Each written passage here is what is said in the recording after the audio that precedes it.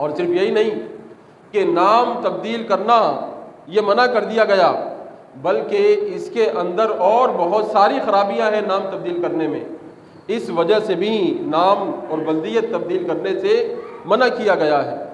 مثال کے طور پہ اگر کوئی شخص کسی بچے کو گود لیتا ہے اور اس کو اپنی ولدیت دے دیتا ہے تو پھر وراثت کے مسائل بھی پیدا ہو جائیں گے۔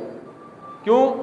کہ قانونی طور پر جس کو ولدیت مل گئی وہ اس کے تمام مال و دولت کا وارث بن جائے گا، لیکن شرعی طور پر وراثت میں اس کا حق ہی نہیں بنتا، کیونکہ وہ وارث ہی نہیں بنتا۔ اب یہاں بھی خرابی پیدا ہو گئی صرف گود لیے ہوئے بچے کی ولدیت تبدیل کرنے سے۔ اور ایسے بہت سے مسائل ہمارے سامنے آتے ہیں کہ جناب یہ وراثت کا مسئلہ ہے، اب یہ وراثت کس کو ملے گی؟ تو یہاں بہت سے لوگ یہ سمجھتے ہیں کوئی بات نہیں ہے، کوئی معمولی مسئلہ ہے، کوئی اتنا بڑا مسئلہ نہیں ہے، لیکن وہ یہ نہیں سمجھتے کہ اس سے خرابی کتنی بڑی پیدا ہوتی ہے۔ جو شخص وراثت کا اہل ہی نہیں ہے وہ ساری جائیداد کا وارث بن جاتا ہے، اور جو وراثت کے حقدار ہوتے ہیں وہ وراثت سے محروم ہو جاتے ہیں۔ مثال کے طور پہ ایک شخص نے کسی بچے کو گود لیا، اس کی اپنی اولاد نہیں ہے لیکن اس کے بھائی بہن موجود ہیں۔ اب کیا ہوا؟ اس نے جب بچے کو گود لیا اپنا نام اس کو دے دیا، اب یہ قانونی طور پر بیٹا بن گیا، ساری جائیداد اس کو ملے گی۔ اب جو اس کے بھائی بہن تھے جن کا شرعی طور پر وراثت میں حصہ بنتا تھا وہ سارے کے سارے محروم ہو جائیں گے، اب انہیں حصہ نہیں ملے گا۔ اور حضور سید عالم صلی اللہ تعالی علیہ وسلم نے کیا ارشاد فرمایا؟ سنن ترمذی شریف کی حدیث پاک ہے، فرمایا رسول پاک علیہ السلام نے من فر من میراث وارثہ قطع اللہ میراثہ من الجنۃ یوم القیامہ، کہ جو شخص اپنے کسی وارث کی میراث کو ختم کر دیتا ہے، اس کو نہیں دیتا، اللہ تعالیٰ جنت سے اس کے حصے کو ختم کر دے گا، قیامت کے دن اس کو جنت میں سے حصہ نہیں ملے گا۔ اب آپ غور کریں کہ جو لوگ گود لیے ہوئے بچوں کو اپنی ولدیت دے دیتے ہیں تو یہاں وراثت کے مسائل بھی پیدا ہوتے ہیں کہ جس کا وراثت میں حصہ نہیں بنتا اس کو وراثت میں سے حصہ مل جاتا ہے اور ایک بہت بڑا حصہ اس کو ملتا ہے، اور جن کا وراثت میں حصہ بنتا ہے اس گود لیے ہوئے بچے کی وجہ سے وہ اس حصے سے محروم ہو جاتے ہیں جو سراسر شریعت مطہرہ کے خلاف ہے۔ تو لہٰذا جب بچہ گود لیا جائے تو اس طرف بھی توجہ کرنی پڑے گی کہ اپنی خواہش کی بنیاد پر، دنیا میں چند دن کے لیے خوش ہونے کی بنیاد پر اپنی آخرت تو برباد نہیں کر رہے، کہیں ایسا تو نہیں کہ اپنے رب کو ناراض کر رہے ہوں، تو اس طرف توجہ کرنے کی ضرورت ہے۔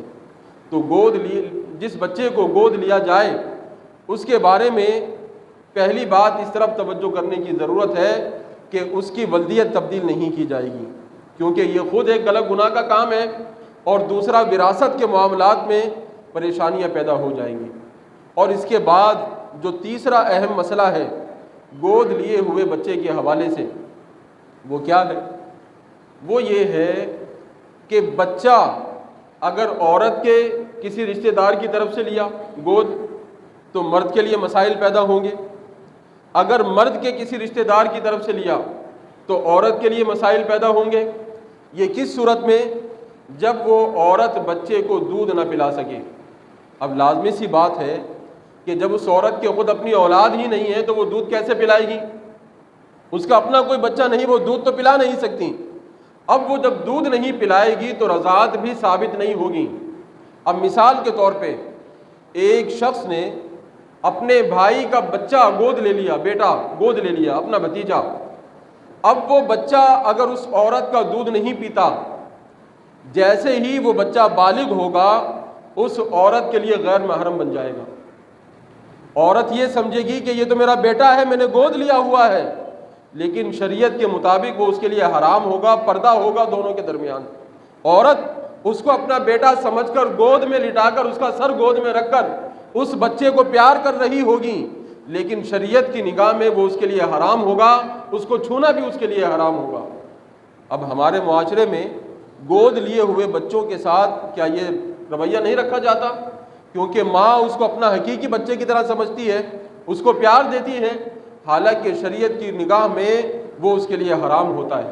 اسی طرح اگر کسی شخص نے اپنی بہن کا بچہ گود لے لیا، اب وہ اس کا بھانجا ہوا، اب وہ اس آدمی کی بہن کا بچہ جب بالغ ہوگا اس عورت کے لیے وہ حرام ہو جائے گا۔ عورت اس کو ہاتھ نہیں لگا سکتی، نہ وہ بچہ اس عورت کو دیکھ سکتا ہے، کیونکہ غیر محرم ہے دونوں ایک دوسرے کے لیے، کیونکہ وہ تو ماموں بھانجے، اپنا ممانی اور بھانجے کا رشتہ ہے۔ اب ممانی اور بھانجے میں پردہ ہوتا ہے، تو لہٰذا یہاں پھر اگر ہم یہ سوچیں کہ نہیں جناب اس نے تو بچوں کی طرح پالا ہے، وہ ٹھیک ہے کہ اپنی خواہش کی بنیاد پر بچوں کی طرح اس کو پالا، لیکن شریعت کی اعتبار سے، شریعت کی روح سے وہ اس کے لیے ناجائز اور حرام ہے۔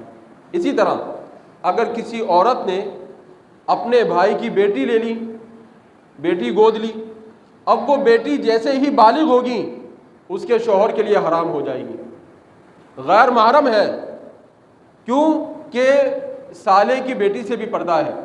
اب وہ سالے کی بیٹی ہے تو لہٰذا اب وہ باپ بن کر اس کے سر پہ ہاتھ نہیں پھیر سکتا، کیونکہ دونوں غیر محرم ہے، دونوں کے درمیان پردہ ہے۔ اسی طرح عورت اگر اپنی بہن کی بیٹی گود لیتی ہے، اب وہ بچی جیسے ہی بالغ ہوگی وہ جو اس عورت کا شوہر ہے اس بچی کے اور اس کے درمیان پردہ لازم آ جائے گا، وہ ایک دوسرے کے قریب نہیں بیٹھ سکتے۔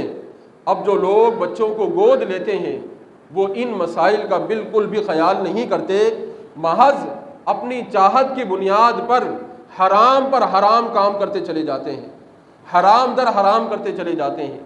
اگر کسی بچے کو گود لیا جائے تو وہاں پھر کسی عالم دین سے، کسی مفتی سے مسئلہ پوچھا جائے، آ کر ان کو پوری تفصیل بتائی جائے تو وہ صحیح طور پر اس کا حل بیان کرے گا کہ یہ بچہ کب دونوں کے لیے اولاد کی حیثیت رکھ سکتا ہے، یہ بچی کب دونوں کے لیے اولاد کی حیثیت رکھ سکتی ہے، یہ کوئی عالم اور مفتی ہی بیان کرے گا۔